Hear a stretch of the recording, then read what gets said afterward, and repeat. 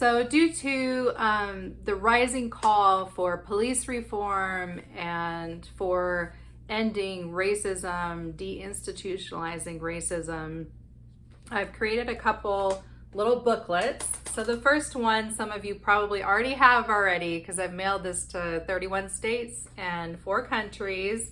I want to actually review the contents of these booklets on this video because some people still haven't received this one, and I just got this hot off the press today, so I want to kind of go over that one too. This is the police reform booklet. This one is how to combat hate, racism, and prejudice. So these little booklets are, the purpose of them is to share some of the ideas and experiences and knowledge that I've gained over the past 20 years, and also to give people practical things to do beyond protest. So protest is important, but that's not the place that we stop. There is more work that needs to be done to really deinstitutionalize systemic racism and to build equitable, inclusive, and just systems of policies and programs. So I'm going to review these 2 little booklets in this video. It's not going to be super entertaining, but I promise it will have a lot of content. So, how to combat hate, racism, and prejudice, a guide for everyday individuals. So the table of contents kind of tells you just the structure of the booklet. There's an overview, there's a section for individuals, and then there's a section for teachers as well as businesses. So those are the 3 categories. This also could be helpful to churches or other organizations beyond just the businesses, the schools, and individuals. But those are the 3 categories that I chose for this kind of breakdown. So the overview on page 2 basically just reads for individuals, practical ways to combat hate, racism, and prejudice in daily life, including increasing your awareness and education about inequities, ending microaggressions, taking political action, volunteering, sharing resources, considering relocation, which I'll talk about that, and reducing prejudice in family and social circles. So for teachers, then on the second page, for teachers, the broad stroke is basically how to incorporate inclusivity, access, and equity in your classroom, curriculum, library, calendar, and overall school district. And then for businesses, this third section, how to promote equity, inclusion, and diversity in local businesses and organizations through hiring, promotion, pay, policy, and practice. So this section for individuals, at the top I put focus on what you do best, because I think that everyone has unique talents and abilities, and we're always going to be doing our best work when it corresponds and coincides with our own talents, our personality, what we enjoy doing, and what we're good at doing. So basically bring your skills to the table. So as you read through the list of things that you can do to make change, think of your own unique talents and abilities. Don't feel pressured to do what you think will be trendy or popular or someone else's first choice. Focus on what you do best, because this ultimately will make the greatest change and will be the most sustainable way for you to participate. So we're always gonna grow old of doing things that we don't really love doing. So you've got to, kind of pour your passion into what you're good at. So the everyday actions for everyday people include, on this page for individuals, stopping microaggressions. Microaggressions might be a new word to you, or you might be super familiar with it. Microaggressions in the academic arena really speaks to small ways in which people experience racism, prejudice, or hate every day, ways that would often be overlooked by people who aren't experiencing that. So, for example, stopping microaggressions includes not inflicting them and also advocating for others by interrupting them if you see them occur. So microaggressions can include, but are not limited to, touching someone's hair without permission, making coded statements about intelligence or athletic ability. That has all of these things. I'll explain some examples in a minute. Clutching your purse or riding the next elevator, which is a way of assuming criminality. Interrupting someone sharing a story of pain with an example of how you are not racist, sexist, homophobic, etc. Denying racism exists, or saying that you are colorblind, referring to groups of people also as you people or those people, in a kind of us versus them mentality. And reinforcing stereotypes with jokes, or imitating accents or dialects of others, or even being silent when those kind of jokes are made. So some ways that myself and my kids have experienced microaggressions, definitely the hair touching is something that is not cool and is a little bit easier to regulate during this pandemic of COVID, because you're not supposed to touch anybody. You're supposed to stay 6 feet apart. So that kind of helps cut down the microaggression of somebody just reaching up and wanting to touch your hair because they think the texture is different, or they always wanted to touch black hair, or they always wanted to feel dreadlocks, or they always want to touch braids, or they wanted, they just like the curls or whatever.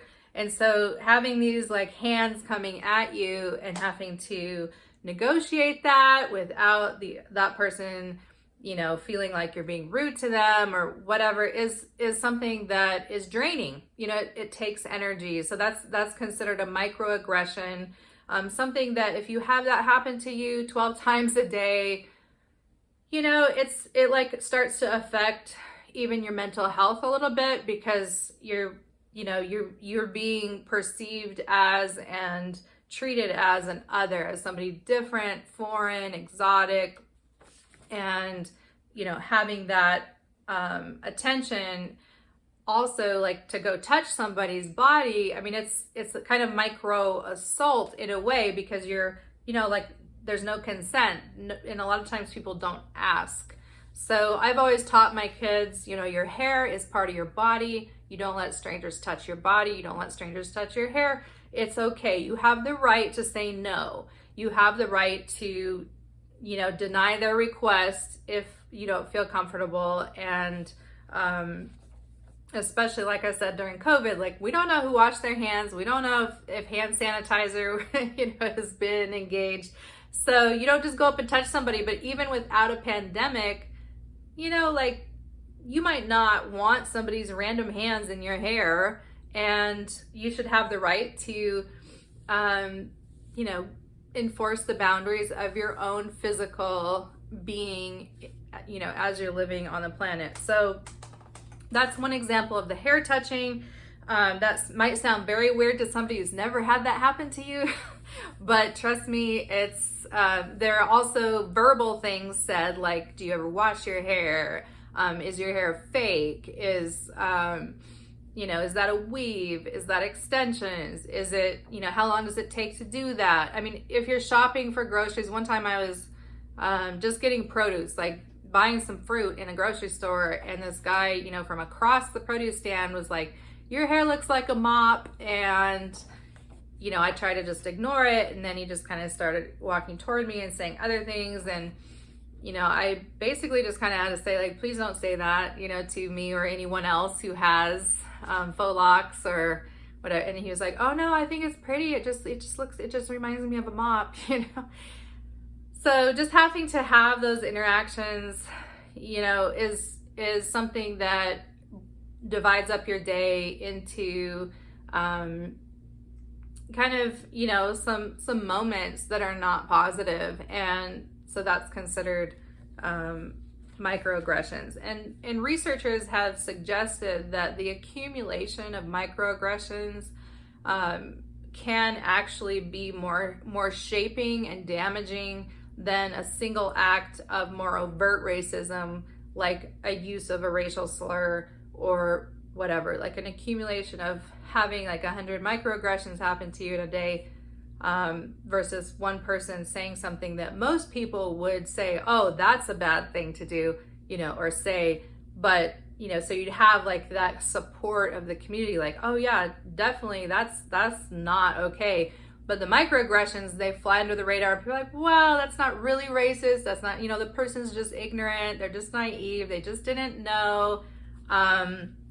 So that's one way that you can kind of improve interactions, is to stop microaggressions, interrupt them if they're happening to somebody else around you. So the hair thing, also making coded statements about intelligence or athletic ability. Anyone who saw the Mel Robbins show, where I was being interviewed by Mel Robbins, and she's, basically telling me like, you're too intellectual, like you need to like dumb it down. You need to be more, in the emotional reaction level, because you're basically like, you're too articulate. And that actually gets directed a lot of times toward Black people who are like, oh, you're so articulate for a Black person, or you're so pretty for a Black girl, or like those kind of things, those kind of statements. Or even with kids saying, oh, does he play basketball? None of my sons have played basketball. Isaiah played baseball, Franklin played football and ran track, and Langston's biological father actually played basketball as a career, professionally. But when kids ask me like, oh, does he play basketball, or like, what does he want for his birthday, like a basketball, and again, those are things that just attach to these stereotypes, and that's a microaggression. So don't say that to someone. Instead, like, well, what is your kid interested in, or do they play any sports, or do they have any hobbies, or something that's not so attached to a stereotype. And stereotypes are based on racism and prejudice when it comes to grouping people, typically. So clutching your purse, or riding, like skipping, oh, I'll take the next elevator. Of course, now during COVID, that's kind of the socially polite thing to do, is to take the next, like not, just jump on a crowded elevator. But in a normal situation, if the elevator door opens and there's, a big tall Black dude or something, and the little white lady, this is again very, very binary, so sorry for that, but just to make the point, is like, oh, I'll take the next elevator. It's like that assumption of criminality or a threat, or that kind of thing is again based on a stereotype. So even if you didn't mean it that way, that's how it's going to come across to the other person, because they've probably had that happen to them before, when somebody did mean it, in a racist way, or locking your door at a stoplight, when somebody pulls up who is from another, ethnic category or whatever, and you're like, oh, lock the door. So those kind of habit patterns often are attached to microaggressions. So sometimes people do these things that, again, have good intentions, or wouldn't necessarily say I'm a racist, or wouldn't feel like they're a racist, but they are operating on the basis of publicly taught stereotypes, and they're enacting those by doing these behaviors that are based on those stereotypes, which are microaggressions toward the other group, or the other person or individual. So interrupting, the next one was interrupting someone sharing a story of pain, or basically like giving an example of, like, as somebody's saying, well, I had this incident with the cops, and then saying, well, not all cops are racist, like, well, you don't know if that cop was racist before the person even has shared their story. Sometimes there's, that tendency to have your story just cut off, and the other person trying to justify, like, I'm not racist, or Even with the Me Too movement, with sexism, kind of like this need to prove, like, I'm not sexist because I'm a guy. It doesn't mean I, participate in rape culture and stuff. And like that all might be true, but if there's a victim sharing her story in that moment, that's not the time to cut her off. By cutting her off, that's a microaggression. Let her speak, let her share her story, let it breathe. Maybe that's not the moment for you to prove that you're one of the good guys, And the same goes for racist incidents or transphobic incidents or homophobic incidents or whatever. Listen to people's stories, basically, and, don't feel the need to prove that you are, like a good person or not racist or not sexist, or that, you have a black friend or you have a gay friend or whatever. Also saying like that racism doesn't exist or you're colorblind, that's different than actually challenging the race worldview, and from an academic perspective, decolonizing that race worldview, deconstructing it and saying, race is the idea of race and separate racial groups is attached to racism. Therefore, we have one human race, and there are cultural groups which aren't biological. Culture isn't biological, and there are ethnic groups, and there's continental ancestry and all this kind of stuff, but there's not race. Like that's a fiction. So to say that is different than saying, well, I'm colorblind, I don't see color, as a way to kind of get out of a conversation, or again, another way to basically like prove you're not racist. So that comes across as being dismissive and, not acknowledging your pain, or the person who's talking, like basically like, well, I'm colorblind, I don't see color. Okay, that's dumb, basically, in a way, because everybody like if you are not blind, you do see somebody's skin color, their hair texture, all of this is actually, the cultural components of visibility and what somebody's wearing and their jewelry and tattoos and piercings and all that stuff. How you express yourself physically is seen by people. Now, to say that you see that and you don't discriminate based on how somebody presents visibly is different than saying, I just don't see you, like I don't see any of that.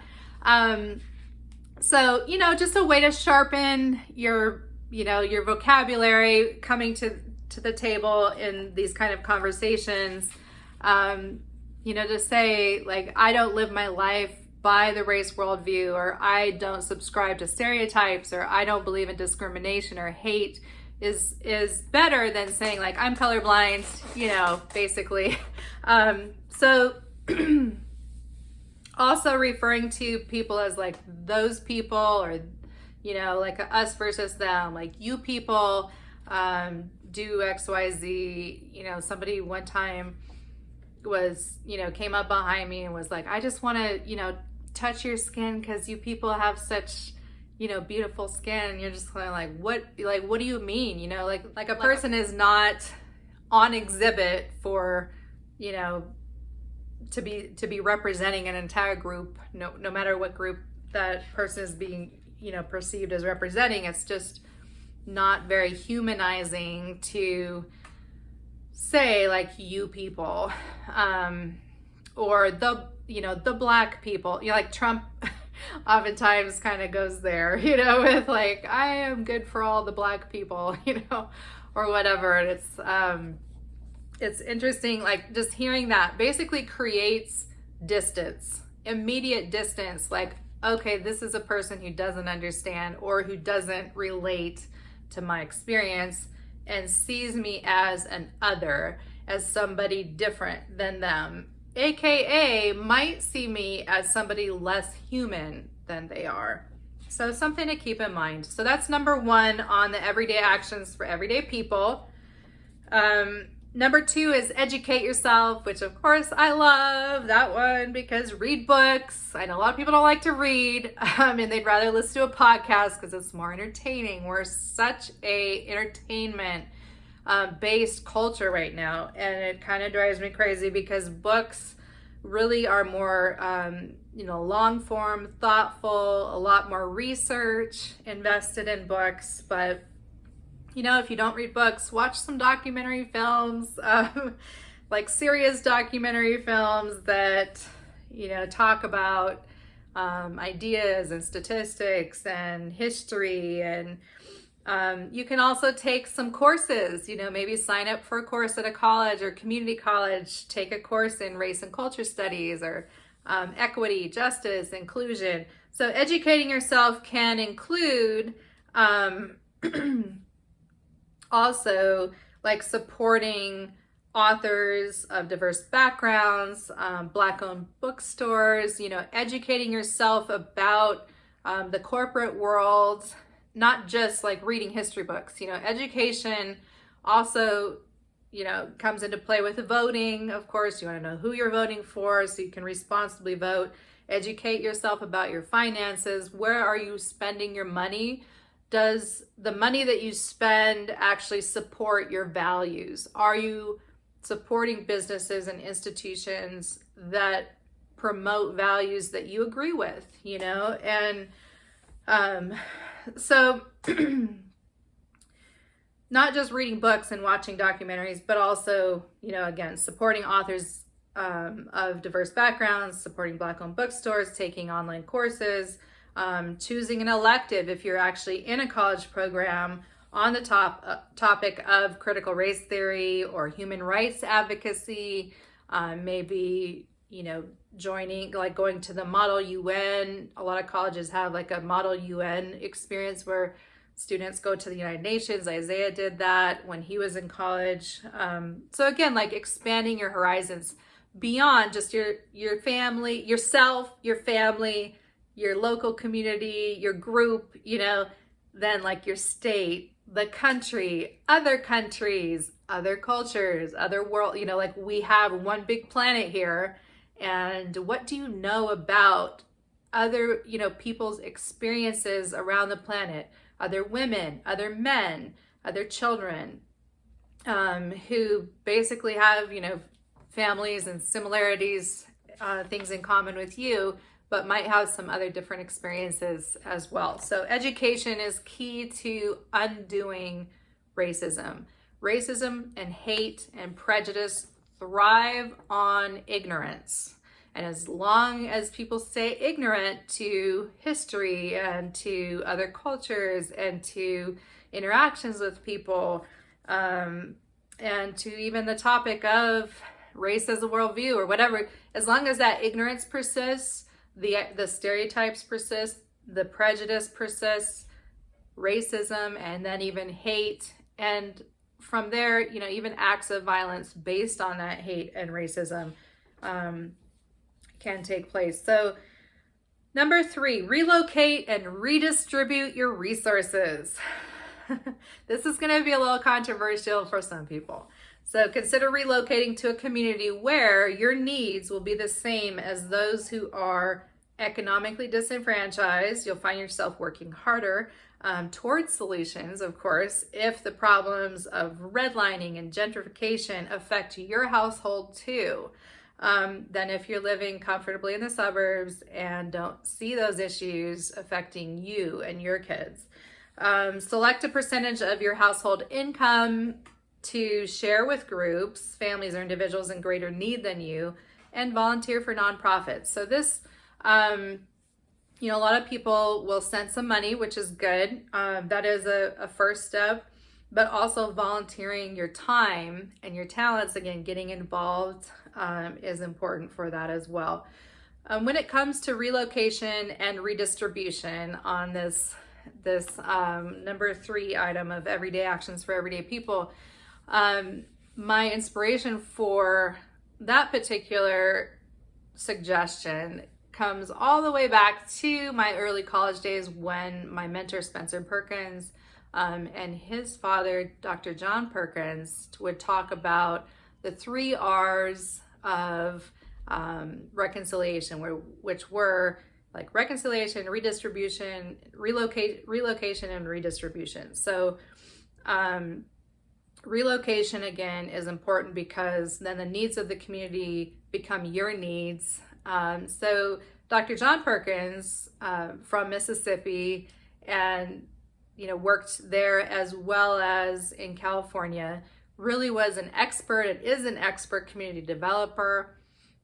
He's still living to this day, and Grandpa Perkins, is what we called him in Jackson. So he talked about white flight, white people moving out of the communities whenever Black people would move into the communities in Mississippi. This is after emancipation. So if Black families started moving in, a lot of times white families would move out, and then along with them would leave, like all the resources would leave for municipal resources like fixing the roads and funding the schools and things like that. So the white flight didn't just mean, white families leaving the neighborhood. It also meant that the resources were leaving, and therefore a lot of the people that had just moved into that neighborhood were left behind financially, and in terms of, politically, socially, with regard to municipal funding. So relocation then was proposed by him as the opposite of white flight. So white people moving into Black communities. This is way back in the 80s and 90s, and now in 2020, I really see this as not, as in my booklet here, not just white people moving into Black neighborhoods. That is one method or one model, but also really what that represents is people with resources moving into areas where resources are needed, and with them then not just one person or one family, but a collection of several, a dozen, 20 people, families moving into an area can start to build back the resources and the quality of life that people enjoy in suburbs and places where the resources are driven. So that's the idea of relocation. And then the idea of redistributing your resources. Of course, if you're living in that community, you're going to be spending in that community with stores and gas stations and everything locally. But also, even if you're not able to relocate, consider redistributing your resources. If you're not religious, with like the Christian religion, a lot of people pay a tithe, 10% to the church. I haven't gone to church in years and years for reasons that you can discover in my book if you're interested in that. But I do still hold on to that idea of giving back at least 10%, because off the top, before you spend anything, you have $100 come in, you give back $10, because it's kind of, if you do that, then you're not going to feel like you don't have the money. You're always going to find money somewhere for the things that you need. And so to help somebody else, right off the top of your paycheck, I think is a powerful action. And if everybody does that little 10%, from a million people can really make a difference. So that's kind of probably also the thought behind a GoFundMe, things like that. It's everybody's little small amount builds up to a larger action of assistance. So the fourth and final suggestion for individuals, for everyday actions for everyday people, is to vote and lobby. So use your voting power, be informed about who you're voting for, of course. Support campaigns that promote greater equity, inclusion, and access for all. If you want to, do the work of combating hate, racism, and prejudice, then make your vote combat those things directly. Write and call your local leaders, so lobbying for political causes, legislation, things that you want to see done. Legislators and federal officials, call them about human rights abuses, and you can even contact the United Nations about global causes. So, use your power as a citizen to reach out and put pressure on others, and again, with your group, whether you have a book club or a neighborhood council or just a little friend group or whatever it is, like, one person doing something does make a small difference, but 10 people doing something makes a greater difference, and then 100 and 1,000 and so forth. So I think that the lobbying and the voting, as number 4 on that page, the final little recommendation there is super important. So, and then on the next page, I just kind of reiterate the mission, so that you could kind of refocus in between these big categories. So what we want to accomplish is to end racism, to end bigotry, to end hate, to end discrimination, to end prejudice, to end all of those things, because there's been so much history that has built so much momentum around them that they have become embedded in the framework of society, which is what institutionalized racism really, speaks to. And then number 6, encourage inclusion, build diversity, establish equity. So these are the positive things. What we want to tear down and then what we want to build up. So promote acceptance, cultivate empathy, and protect human rights. And I have a little picture of Franklin that I drew there on that page. So the next page is for teachers. So for teachers to really combat hate, racism, and prejudice, there's some specific things that I've found helpful and useful. Start at the top is my first recommendation. Look around your school and notice the demographics of teachers, of staff, and administration. Do the demographics of leadership reflect the demographics of the students? And if not, then ask your school superintendent and school board, like, what are they doing to recruit and retain teachers that represent the full student body? If there is no change, then of course you have the option of, taking it, up, kind of upping your game and taking it up a notch and having a protest or writing letters to the editor or putting other public pressure on the school administration to adjust their policies and practices for recruitment, hiring, and retention practices. So if there are still no results, then you can consider supplementing in your classroom by bringing in guest speakers. You still have control of your class, and so there's still options for bringing in guest speakers that represent the student body and classroom assistants or aides, and you can kind of augment the leadership and representation within your own class, also with, of course, the visuals that you display and the books and so forth. We're going to get into that with the curriculum integration and classroom integration. So one little example of a lack of diversity: when Franklin was in elementary school at Winton Elementary in Coeur d'Alene, Idaho. Yes, I know, Idaho, and that's a whole long story of how we got stuck there for so many years. But the elementary school that he went to had not a single staff person, administrative person, or teacher who was not a white woman. So the entire school was all, even the janitorial staff, the cafeteria staff, there wasn't a single male on campus, let alone other aspects of diversity. So just kind of think for a moment, what that does to a child's world if 8 hours a day, every single day of school, 5 days a week, all you're seeing in leadership roles are women, white women specifically, what that does to kind of shape a child's mindset. And if there is no male representation, when Franklin we relocated to Spokane, Washington for his 6th grade year. After Isaiah graduated high school, we moved 30 miles. It wasn't a huge move, but it was like, as far as we could go and still stay within the custody range over the whole custody thing with his dad. So anyway, Spokane, so he had a male teacher for the first time, and that really just was huge for him to actually have a guy in his life at a leadership level. So with schools, I'm not necessarily saying like, oh, we need all these male teachers or whatever, but just look at the students.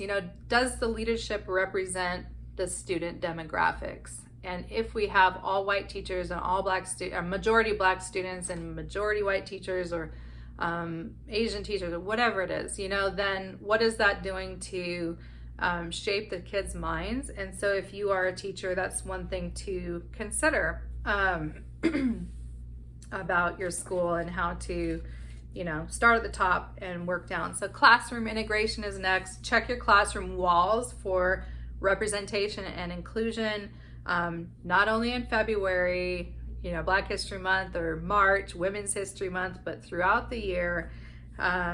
Display empowering posters and visuals. Don't just focus on the negative history, like slavery and the brutality of like during the civil rights movement, dogs attacking people and people being locked up, and like, yes, that's there, and yes, we do need to teach that and acknowledge it, but not just that. Like, there needs to be, especially for younger children, not just traumatizing information delivered, but also empowering, uplifting information, like what came before slavery. Like, let's talk about kings and kingdoms and empires in the African continent. Black history did not start with slavery and with trauma. Like, we all eventually actually go back to a black mother, therefore we're all part of the black human race, if you want to codify it that way. And so, like, that opens up huge connections for kids. Like, wow, this is cool, we can all celebrate this, this legacy, and we want to know more. So kind of delivering empowering visuals and empowering information, historical information. So that's like classroom integration, and things like inventors also are positive. The just leaders who would be role models for your students. So in curriculum integration, review your curriculum. So this is the third item. Start at the top is 1, classroom integration is 2, curriculum integration is number 3. Review your curriculum for kind of like through the lens of representation, equity, and inclusion. Like, look at the pictures in your textbooks. Look at who are the heroes, who are the villains, who are the people in charge, who are the people who are not in charge, in your curriculum, in your textbooks, even in your the novels and the other books that you have and information that you deliver to your students. Mark your calendar also to intentionally infuse your curriculum with educational moments throughout the year, whether it's with like birthdays of historical figures or historical turning points that could empower your students. There's literally a national day of a million different things. So if you kind of, go there and seek that out, you can find something to celebrate every group that's represented in your classroom, and, bring awareness and kind of like empowerment and ownership. You'd be like surprised how much a child's face will light up when you teach something that like connects with their particular background and kind of celebrates them, So mark your calendar for those things, and review teaching methods and assignments for relevance to all students. Kind of beware of promoting an invisible normal of white culture, white philosophy, or white figures. Like that tends to be like the undercurrent of a lot of American curriculum, K through 12 and otherwise, even higher ed. So like, just review it. Like, look at all your stuff through that lens. Like, is this promoting the idea that white is normal, or that Western values are the standard?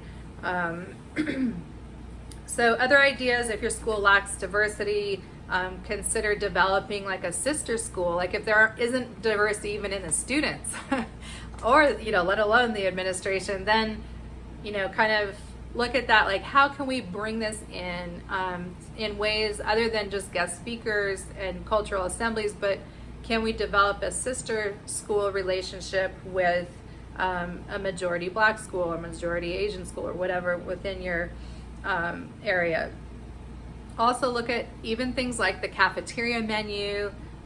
Is there cultural representation, or is even the food that's being served kind of underscoring the invisible, white normal kind of narrative? So review your school library for representation and inclusion. One of the things that I did with Franklin's elementary school again was to go into the library.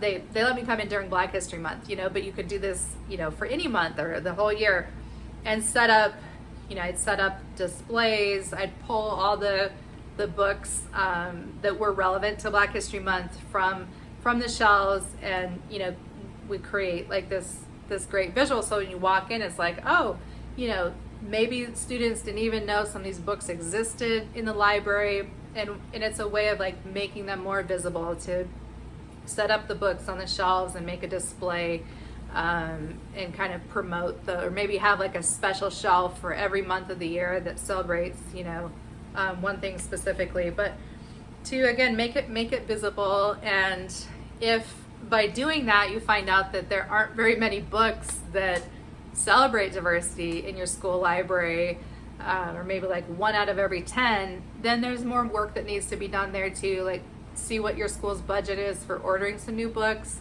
do some research on which books are the best out there to bring in on these topics. And I know that all that takes time. So, teachers already have like so much on their plates. So even if you're a parent, maybe you can ask your kid's teacher, like, can I help with one of these things? What can I do to help? Just as a parent, like I said, I did some things to bring cultural assemblies and to review the school library and different things for my kids' schools. And with Isaiah's high school, we did a whole co-presentation that, he kind of introduced me and I presented, and then he kind of wrapped it up. And, so there's some things that you can do just with your kids as a parent as well. So last and not least, for businesses, is the third and final category, this little booklet. And it's very condensed information, and that's why I wanted to kind of review it so that I could expound on it a little bit in this video, to not just, mail these out and then people are like, well, I wondered about this section, but I wanted to have it explained a little bit more. So here it is. For businesses, hiring, promotion and pay, and policy are the 3 main categories here listed. For hiring, definitely, if you own a business or if you work at a business, you can either ask your business to do this, or you can do it if you own the company yourself. So review your recruitment and hiring practices. Do you cast the widest net when recruiting new employees? Consider expanding your job advertisements to intentionally reach underrepresented demographics within your institution. So if you find that mostly men are working at your institution, mostly white men and women, mostly whatever the main demographic, and you don't have that that kind of diversity within your company, then see like, what are we doing? Are we really recruiting for jobs within these other communities, or are we kind of like casting a smaller net, and that's why we're hiring or getting applications from just one specific group? So hold your hiring committee to, of course, ethical standards in hiring based on qualifications rather than previous relationships, personal relationships or cultural sameness, like that whole, that's coded oftentimes as likability after an interview, or, we felt comfortable with this person, so we're going to hire them.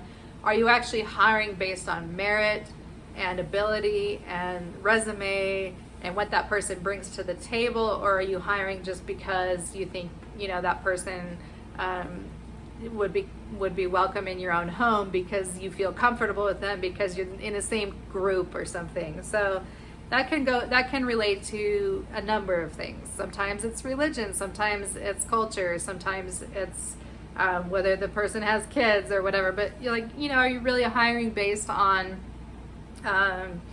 the merit of the person in that position? So that's one thing to look at as well. And then promotion and pay is equity, inclusion, and access to promotion, one of the business goals of your company. So think of even hiring an equity and diversity consultant to like review your business plan, for that accountability, that double check, like, are we making this a priority? How can we make it a priority? So take stock quarterly and annually to ensure that your employees are being paid equitably, equal pay for equal work, across gender lines, across racial or cultural lines, across religious, again, just to double check yourself and make sure that you are, really functioning outside of that habit pattern of institutional racism.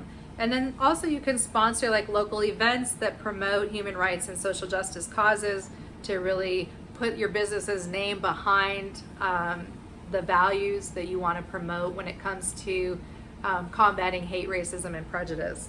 So finally, include cultural competency and diversity training in employee training. So professional development should include that, and really set as a policy for your company a zero tolerance level, not 1% or 5%, but like a zero tolerance for harassment of any kind, so that if an employee breaches that by posting something racist.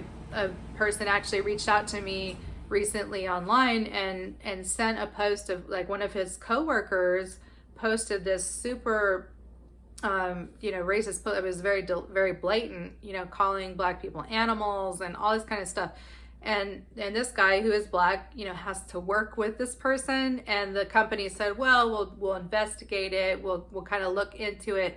But on a daily basis, like having to go to work with that person, knowing that that she perceives you as less than human, and so that's a hostile work environment. So make sure your company sets those policies for zero tolerance in a way that you can then enact and take action to make sure that there's never a hostile work environment for any of your employees of color or employees who come from a different religious background or whatever that difference is. Make sure that people can advocate for themselves, and that you protect the rights of your employees to not have to come to work in a hostile and harassing space. So set the expectation in your company of acceptance and inclusion, positive employee interactions, cut down on gossip, cut down on people undermining and attacking each other.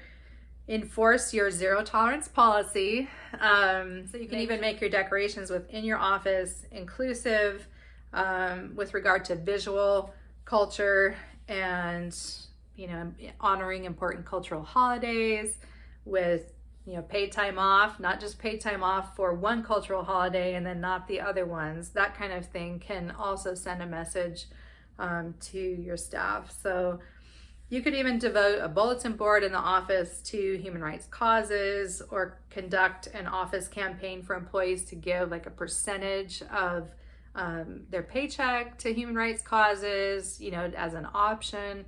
So there's so many different things that can be done within businesses, within schools, and just within a person's everyday life. So if you haven't yet gotten this little booklet, How to Combat Hate, Racism, and Prejudice, I'm going to put this on my website, racheldolezal.com.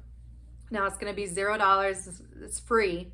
I'm offering these free, but my website does have a flat rate shipping of $10. So if you want to order something else, go ahead and do so. If you want to actually order 10 of these to get your $10 worth, they do cost $1 per booklet to print. and then about the same amount to ship within the US. But yeah, I'm happy to ship them out, and you can just add it on. You know, if you're buying some art or my book or something else from my site, you can just add this on as like a free add-on item.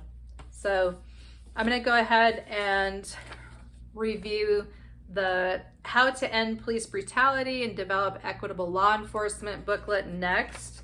But before I do that, I want to go ahead and cut this video just because it's kind of a long video. So I'm going to end this video here with this booklet. On the back of it, it does have my contact information, a little bio about me for people who don't know like what right I would have to talk about these things or what I've done in my past or my resume relating to the topic. So yeah, let me know if you'd want one of these, and I'd be happy to send it to you free of charge. And the same goes for the second booklet, which I'm going to talk about in this next video coming up.